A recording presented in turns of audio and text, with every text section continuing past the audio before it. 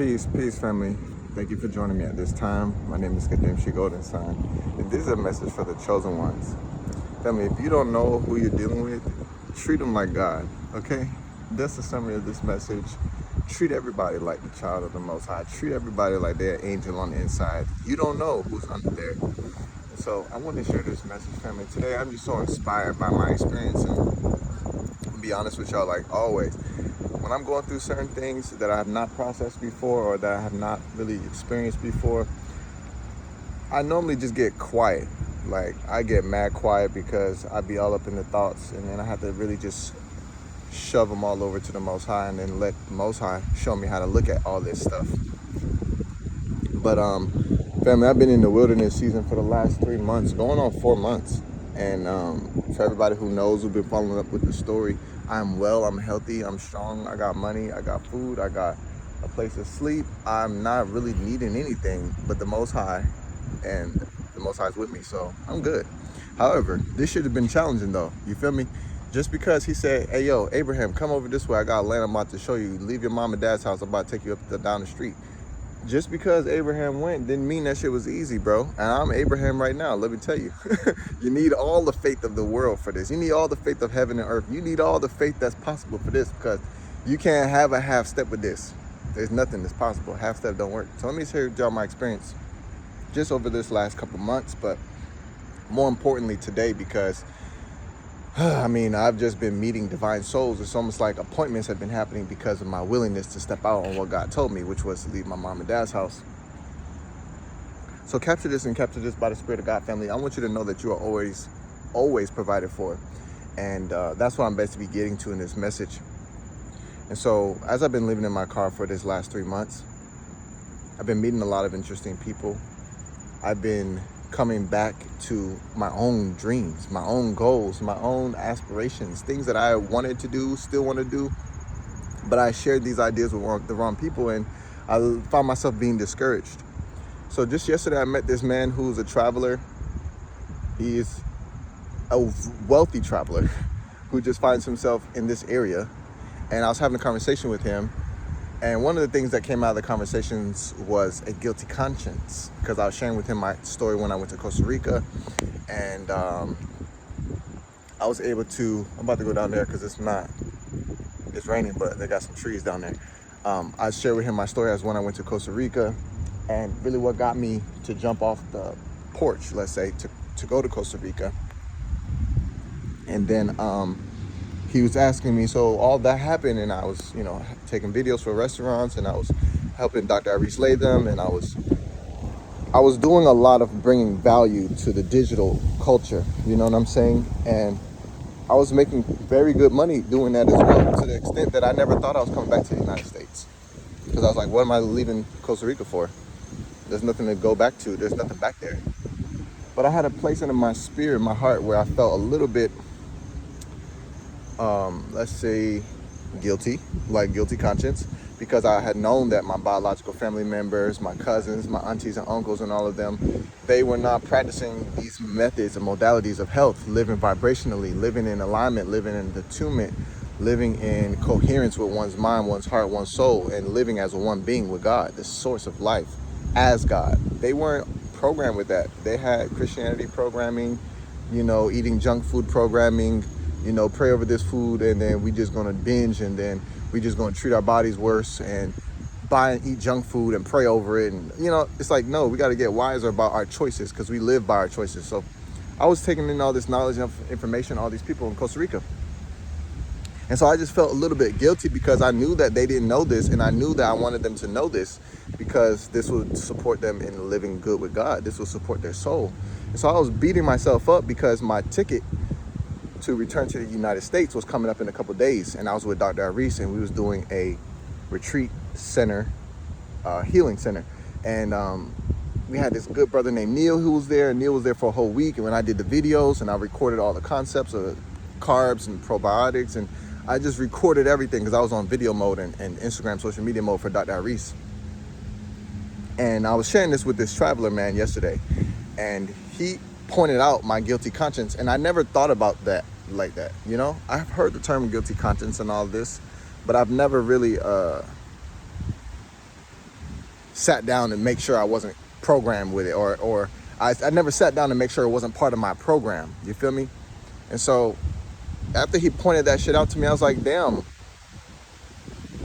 I felt like I was being led to come back by the Most High at that time, because I couldn't shake how I felt and what I was thinking. But I never associated it with guilty conscience. I just felt like I was doing the right thing because I know what's right, and I know that if this was me, and that's me, I want to do what's good for myself. And that's kind of what me going back to the United States was, because I was only going back to share with them what I had learned, if they cared. But when I had got back, they didn't care. It's almost like I was force feeding them water. And it's like, this is good for you. But it's like, even if it's good for you, you can't force nobody to drink, because that's like choking them. And so I stopped trying to teach them. I stopped trying to share things with them, because I recognized all the effort I put in was going to zero. So a little bit fasting forward, that conversation I had with this wealthy traveler sparked my mind, number one, to Costa Rica, and number two, to why I'm back in the United States, and then that guilty conscience. Now, the story kind of ended, me and him's conversation kind of ended on panhandlers. This is what he calls people on the side of the road who ask for money. I never really used that term before. I just be thinking that people need a hand, and they be asking for money. People asking for money. He called them a certain name. He said they're panhandlers. I never heard that. So I was like, that's interesting. Because yesterday, which is when I spoke to him, yesterday in the morning though, in the rising time, I had, where did I go?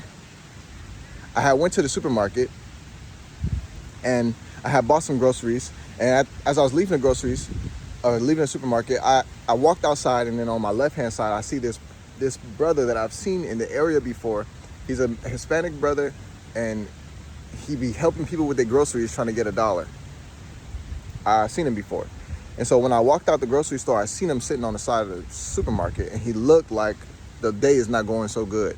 However, I had just bought a couple of groceries, and I had some money in my pocket, $1 and some change. And I was holding $1 and change in my pocket, but I had my hand in my pocket, like I just put it in there. And then when I had walked out the supermarket, I saw that, he was there. I didn't have the thought to give him money in my pocket. He didn't ask for it. But when I got to my car and I turned my key on and I started driving, and then I got like, a couple minutes away, I started seeing him in my head again. And I was like, damn, I can't buy shit with this fucking $1. Should have gave him this $1. I seen him before. I know he be sitting out there. And so I started beating myself up. I had that guilty conscience. So then later in the day, I met the wealthy traveler, talked to him, and that guilty conscience came back up. Now, fast forwarding to today, because I did not go back and give him the money. I just told God, hey, make sure I feel you a little bit clearer next time, so I could be a vessel of giving. I just like to feel like that. And I didn't like thinking that I could have helped him. I didn't fucking like that shit, bro. Because it's like a fucking $1 and some change, bro. I already got my shit for the day. I'm good. Like, I already got all my groceries, all these things. I can't even eat all this shit by myself. I could have gave him that $1. Like, what the fuck? I don't know what he needed it for. He didn't ask, but I felt led to give, and I could have gave. So anyways, I didn't. So I beat myself up just a little bit. And I told God, look, Father, next time I'm about to be going somewhere and you feel like I can help somebody, make me feel it a little bit more. Because he lets me know. I can't go somewhere and not hear what God told me. But this time, he didn't say nothing. So I was just guilting myself. This was like the energy of this guilt thing coming out. Now, fast forward to today. I go back to the grocery store. Actually, no, fast forward to today. I went to get some gas. And as I was getting gas, there was this brother on a bicycle. And he looked like he didn't have any needs, right? He looked like a person just came out his house. He was just out here riding a bike today. And he was asking me for $1 while I was about to pump my gas. And I didn't want to give him this $1 because it didn't feel like, you know what I'm saying? But then my brain and everything caught to catch up to the conversation from yesterday, and I wish I gave him this $1 yesterday and all this, and it's just $1. And so that's where my brain went. And then I was like, you know what, I'm gonna work out something for you, bro. This guy working out something for you. That's what I told him. This was like, this is not me. You gotta thank him. That's what I told him. I gave him this $1. He said he wanted to buy some food. So I started feeling weird because after I gave him the $1, I got my gas. I started driving, like leaving the area, and then I see him riding a bicycle with somebody else, or riding a bicycle walking with somebody walking next to him. And this brother didn't look like he needed some food like he said he did. And I didn't like that, because it's like, if you want $1, just tell me you want $1. Don't tell me you want $1 for something and it's not for that, because now you're using that to tell me I should give you this $1. And that's lying to me. So I'd rather just give you this $1 because you need it and not give a fuck than you tell me what you don't need it for, hoping that I believe you. I think that's fucked up. So I just gave him the $1, and I was thinking about that shit, and I was like, all right, fuck it, whatever. And then I gave it to him from the goodness of my heart. I just didn't like what I saw, and it reminded me of this panhandling conversation I had with this wealthy traveler yesterday. It's like, he was telling me that in New York City, these people practice how to get money from other people. And so they go to areas and locations where people are wealthier, or, they find a Muslim temple, or they find around this corner of a Christian church or something like this, and they know how to post up there and, know what days to be there, all that type of shit. He was sharing this to me. So I was hearing all this, and I was like, damn, people be studying how to get some shit from somebody. I never saw that. I never, spent the energy and time to think about what these people are doing with the $1 and all that shit. I don't care about that. So I never think about that. But I thought about it yesterday, because I saw him not with no food. He said he's going to buy some food out of there.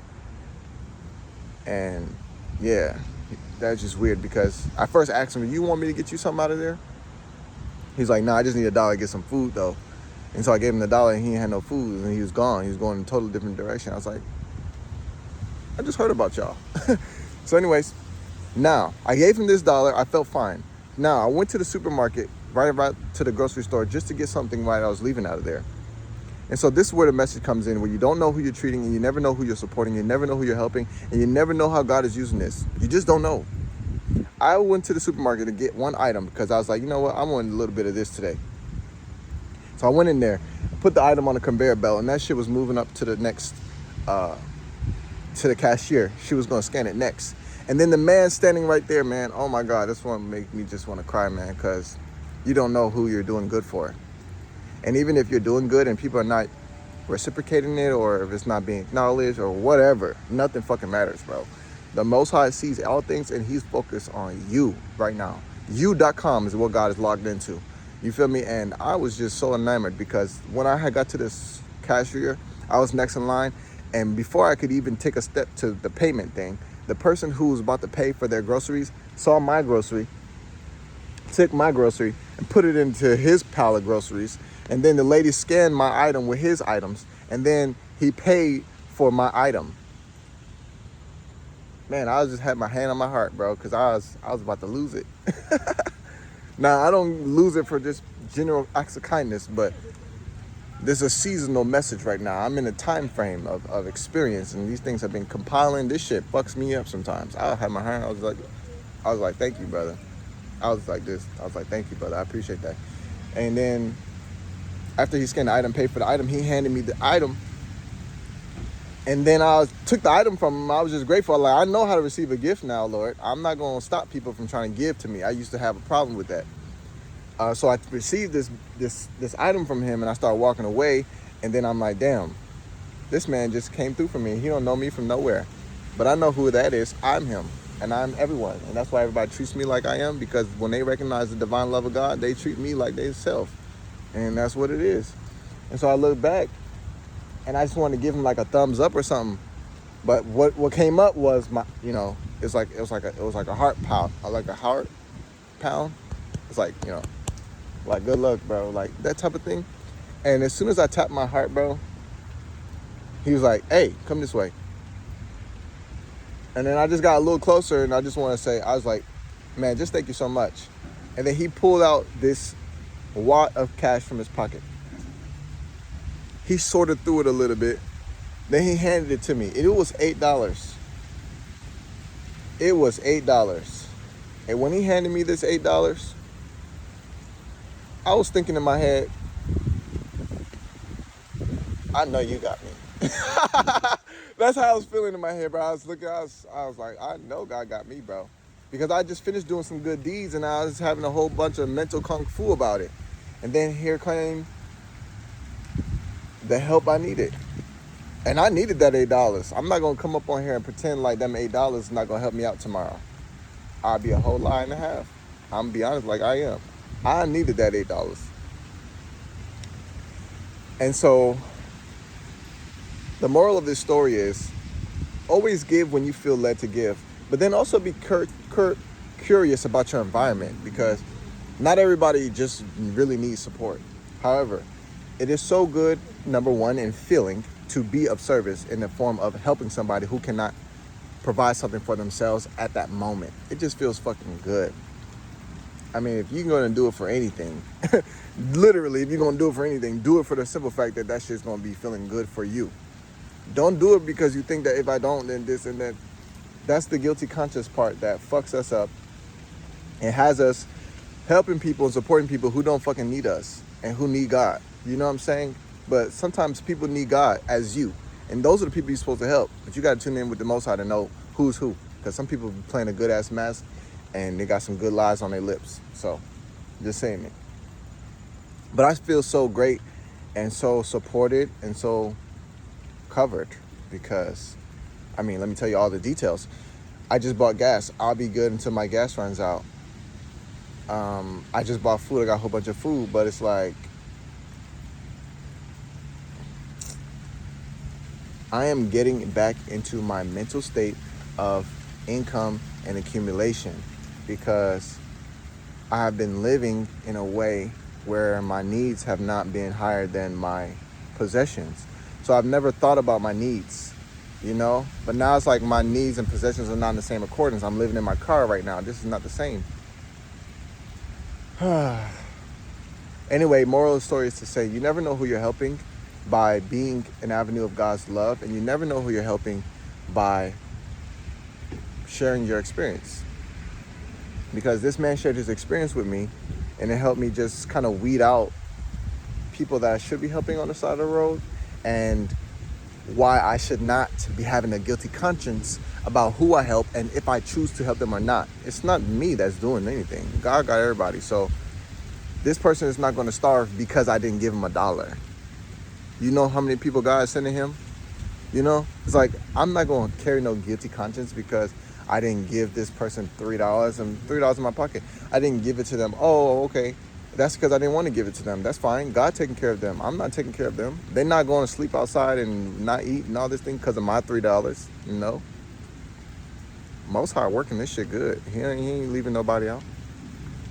So everybody get the measure of the good that which they give. So he got his coming from him.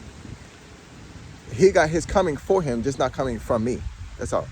So with that being said, family, this short message, just to remind you, encourage you, give you some kind of guidance on being open enough to give to others, but also being kind to yourself to know if it's a time to give. It's not always that time. And just because somebody's in need don't mean they need it from you. You're not everybody's support. God is everybody's support. He just occasionally uses you. So with that being said, you never know who you're serving and helping because you don't know who's living under there. You don't know who's housed in that skin. You don't know who that is under there. So treat everybody like you would treat yourself because it's only you here. So with that being said, this is your brother Redemption Golden Son, shedding that good light of Christ. And I want you guys to know right now that we keep it icy for God because I see why God chose me. And now I want you to recognize the living spirit of God chose you intentionally, and chose you with purpose and intention too. So recognize why God chose you and keep it icy too. Talk to y'all again soon. Peace.